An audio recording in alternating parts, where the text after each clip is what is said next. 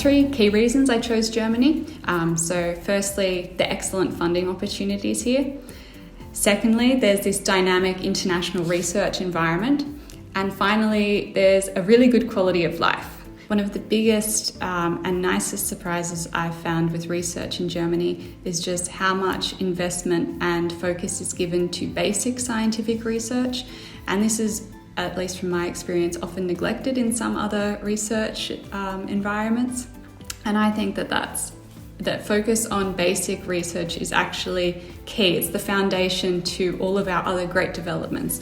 So I think this is a very good aspect of Germany as a research location. Another thing which is different from what I've experienced in the past is the degree in which there are lots of industry opportunities and the interaction between industry and research, in my case, at a public university.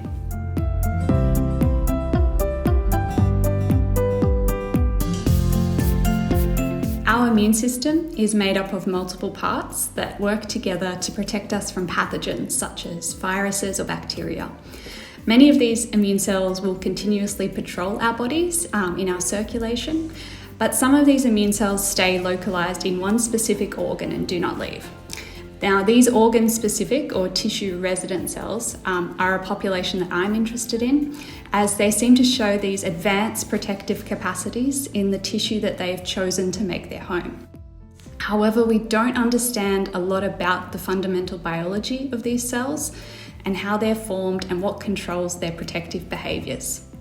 This is further complicated because we find that resident cells in different organs have different characteristics. And simply put, my research is to clarify the fundamental biology of these cells with a special interest in this population within the lungs.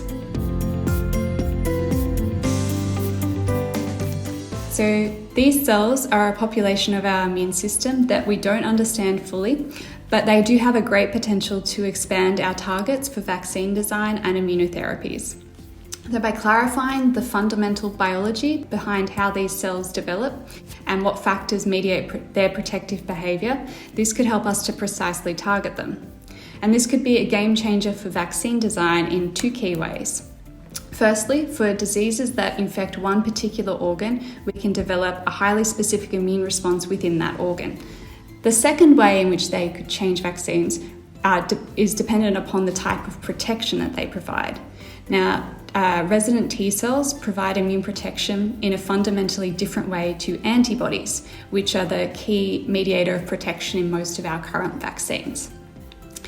A downside with these antibody-dependent vaccines is that they face challenges with complex pathogens or rapidly changing pathogens, which undergo mutations quite frequently. And there's data to show that this population of resident T cells are actually able to provide protection that offers a degree of protection even when the pathogen changes, because they recognize different targets on pathogens than antibodies recognize. And altogether, these implications for global health would mean that we could tailor vaccines that provide longer lasting protection against challenging pathogens.